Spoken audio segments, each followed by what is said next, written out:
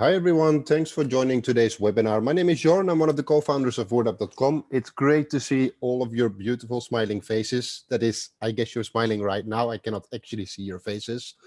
I run this webinar every week and with one purpose only, and that is make you a productive freelancer in Wordapp.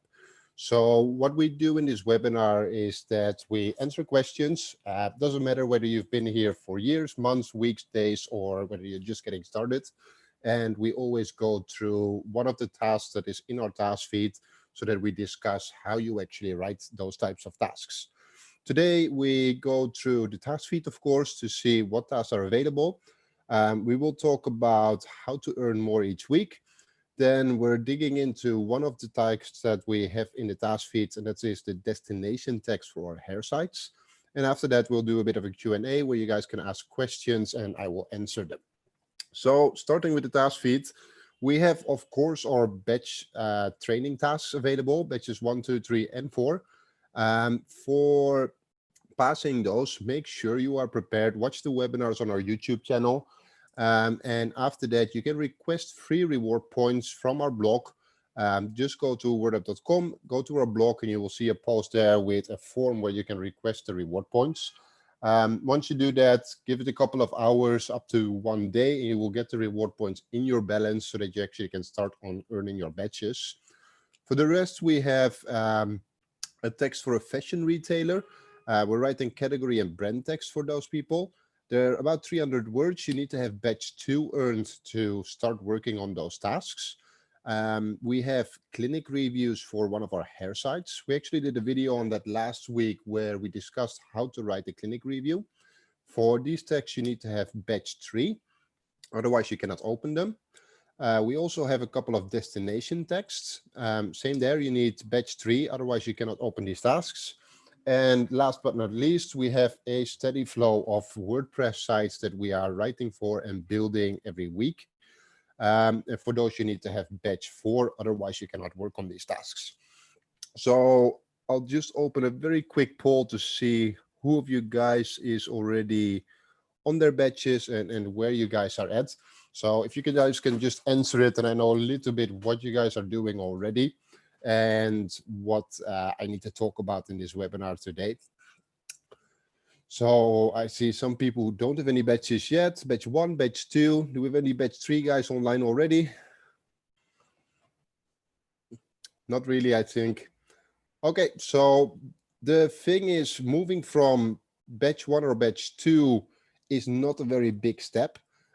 So batch 1 is, of course, very, very easy. It's just a language test. It's just to make sure you can actually write in English. Batch 2, we're introducing keywords, a bit more advanced, but not really a big deal. Batch 3, though, is something where you really have to prepare. Batch 3 combines not only writing perfect English text, and that means spelling, grammar, but of course also text that read nicely. It also has keywords that you need to use naturally in the text so that we can actually rank for a text in Google. And in batch 3, we're also introducing the research aspect there. So in batch 3 text, you need to do a lot more research. They're also way longer, so the payment is better, of course. Once you start getting ready for batch 3, make sure you join these webinars. Watch a couple of webinars where we explain the batch 3 text. Last week's one is very good for the clinic reviews, so that you can actually successfully pass the text. Batch 4, building the WordPress sites, will actually guarantee you an income every week. For batch 4, that means you can build WordPress sites, work with order sheets, and actually manage the whole process by yourself. So you're not reliant on me or any of our elite Wordappers. So once you get to that level, you are really free to work as much as you want. If you have a lot of time on your hands and you want to work full-time, no problem. We'll make sure that there is work for you available there. So that is a bit how things work. Today, I want to do a bit of a side note on how to earn more each week. So in Wordapp, of course, you don't have to talk to anyone if you don't have to, or if you don't want to. You can simply go to the task feed, pick up tasks there, and do whatever you want whenever you want to. If you want to get more tasks, though, and you actually want to be a bit aware of what projects are going on, which new projects are coming up, I really advise you to join this webinar every week. We talk about new tasks here all the time, and we also, of course, answer any questions that you have. And second, it's very helpful for you to get in touch with Claire. Claire's email address you can see here on the slide is claire@wordapper.com. She is one of our country managers in English, and she actually runs all the projects. So she has a direct contact with the client. She's managing the deadlines with the client. She's putting up new tasks, accepting new clients as well. So if she knows how much capacity she has available every week, she can actually make sure that there's always work for you to do. So reach out to her, tell her how much availability you have. And the easiest, of course, is there to talk about the number of words you can write in a week. Ideally a bit in advance as well, so that she knows for the next couple of weeks what the capacity is that she can fill. And her answer will usually be that she will tell you what types of tasks are available. As I just said, we have a bunch of batch 2 tasks, batch 3 and batch 4 right now. So based on your level there, she can actually give you a bit of an idea how much it is that you need to write there, so that she can talk to the client and get more tasks in or get more similar tasks there as well. So be sure you reach out to Claire if you want to do more work, so that you know what is exactly going on and you can actually help her and become part of her team. As I already said previously as well, batch 4 is the final task batch we have right now. We will, of course, introduce more batches in the future. But when you reach batch 4, you actually earn a guaranteed income every month. And since you're 100% self-reliant, you don't have to wait for Claire to put up more tasks or me or anyone else. You can actually put up your own tasks and manage the whole process by yourself. So that is really something to aim for there if you want to make Wordapp a big part of your freelancing income every month. So if you haven't done so already, reach out to Claire, talk to her, and very, very important, of course, if you agree with her on deliveries, make sure you deliver. If you don't, she will kick you out of your team, and then you're on your own. You're doing whatever you can in the task feed there, but you won't get any special treatment or training from her. By talking to her, you can also, of course, influence a bit what we talk about in these webinars. So if you have tasks that you're struggling with or where you want some more information, tell her and we will bring it up here in the webinar. If you guys have any questions in the meantime, please use the Q&A or use the chat so that I can go through them in the end. But until then, I will talk about the destination text that we have in the task feed right now. So in the task feed, if you search for destination text after this webinar, you will see tasks there that are for a hair transplant website. They're about 1,000 words. Right now, I have about 100 text available. Not all of them are in the task feed. We're uploading them as we go. Per text, it is about €12.50. So that means if you write 5 a week of these, you will be making €250 a month, which is not bad. The texts are fairly easy to write. They're not so heavy on the research as the clinic reviews. So it should be fairly easy to go through this. So let me just close the presentation here and actually head over to one of the hair sites that we have so that I can show you one of the clinic reviews. One of the destination texts. So this one, the keyword is, of course, hair transplant in Istanbul. And there's a short introduction here. And the goal of this text is to give the reader a guide to how it works. I mean, what you need to keep in mind when you're having a hair transplant in Istanbul. The table of contents are, of course, generating automatically. It starts off with a part where we just in general terms talk about having a hair transplant in Istanbul. The information that we want to give here is prices, of course. Is it cheaper? Is it more expensive than being in the UK? How is it with the level of treatments? There's a lot of hair transplants going on or not? And all this information here. We will generate this image automatically. So here you see a bit of the points that we want to cover, especially, of course, fast treatment scheduling. In the UK, it takes forever to get a hair transplant. In Turkey, you can do it very, very fast. The cost is a big factor, and then some other things here as well. After that, we talk about Istanbul and time difference, travel options, and visa requirements. So what we want to do here is to give the reader as much information as possible so that if they're considering going to a hair transplant clinic in Turkey or in Istanbul in this case, that they are aware of how does this change from, for example, the UK or from any other English-speaking country. Make sure that you check the website requirements there. So this website in particular is focused on all English-speaking countries. But there's also websites that focus only on Ireland or only on the US or only on Canada. So make sure you check that. Tone, of course, has to be informative. We want to give good information here.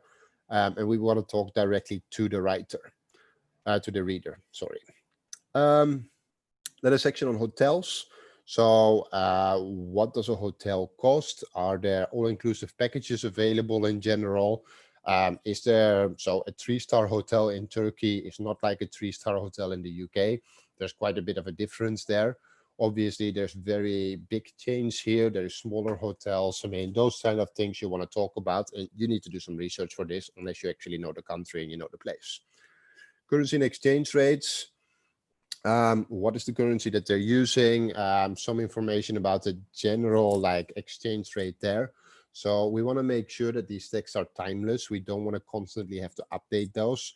So please don't say that the exchange rate is $7.13 for a lira or the other way around.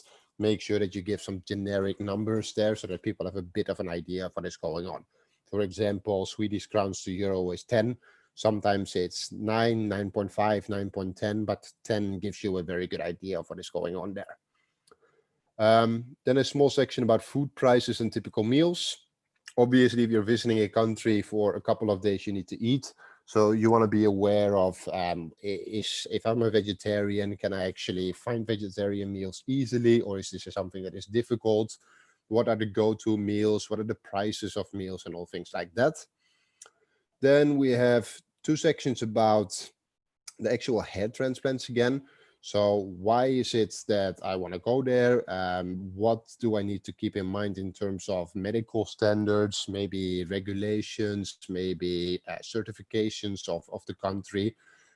So you can imagine that if you're going abroad for a hair transplant, you want to know what makes a good clinic. I mean, are all the clinics like in the UK? If you have a clinic in the UK, you have a lot of regulations you have to follow. Is it the same in Istanbul or is it very different there? And what type of certification should I watch out for?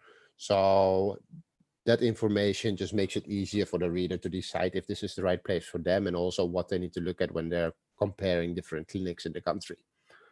Then there is some frequently asked questions. Make sure that these questions focus on the actual place that you're reviewing. So we don't want any generic questions here. The answers should be very, very short, but it's of course built in the template already. And after that, the only thing that is left to do is writing the meta title and description. So the entire focus of this website and of this page is to give you all the information about the particular place that we're reviewing. But in a bigger scheme, of course, we want to help people find the right clinic. So once they have decided to go to a certain place, we want to help them get the clinic and get the cost as the best price. Make sure you check the domain information that is available in Wordapp and check the website yourself to see what this site is actually all about. And that's how you write these texts. They're not terribly difficult. You need to do some research for them, but most of these are very, very straightforward. There is one variation that is important here. So here, of course, we're focusing on Turkey or Istanbul or Antalya or India, Mexico. These are all fairly cheap countries that people would actually consider traveling to. If you're writing a destination text for the US or for the UK or for Sweden, these are way, way more expensive countries. So you still want to give all the information that is available there.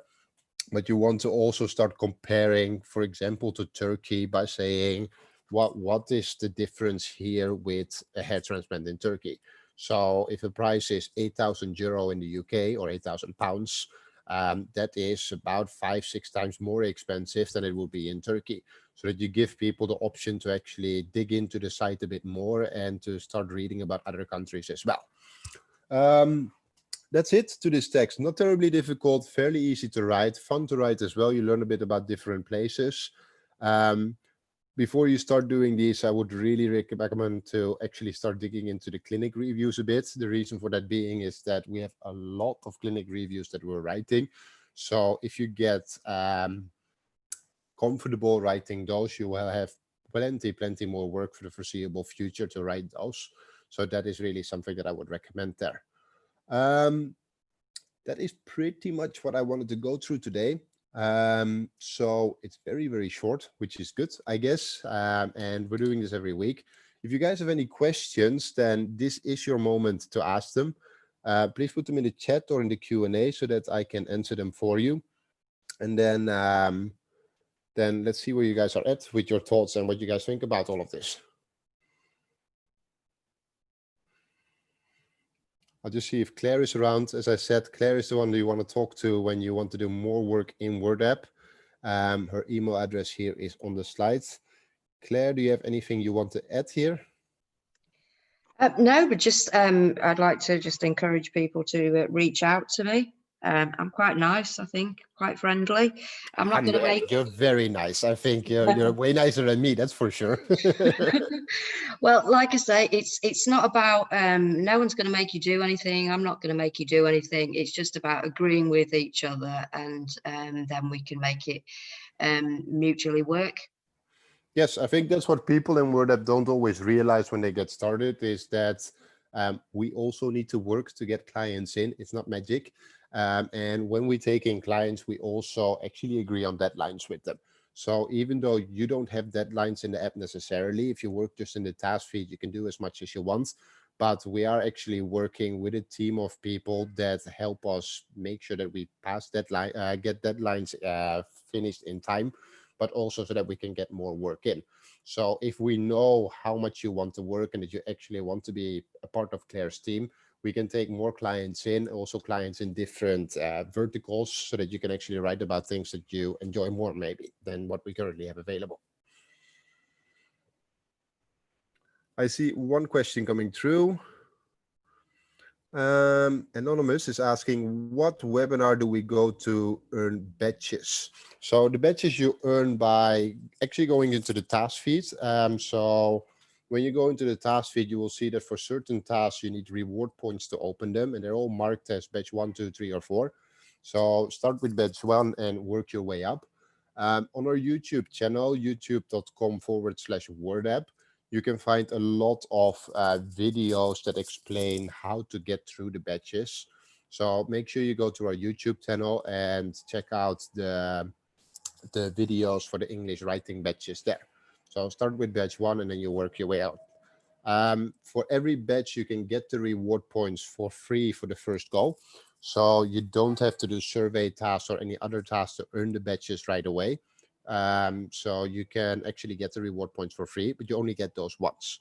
So if you fail a badge, you have to retake it with the reward points that you earn yourself. So make sure you're prepared there so that you don't waste those reward points that we give you, because earning them back is usually quite time intensive. I hope that answers your question. Anyone else? Any other questions?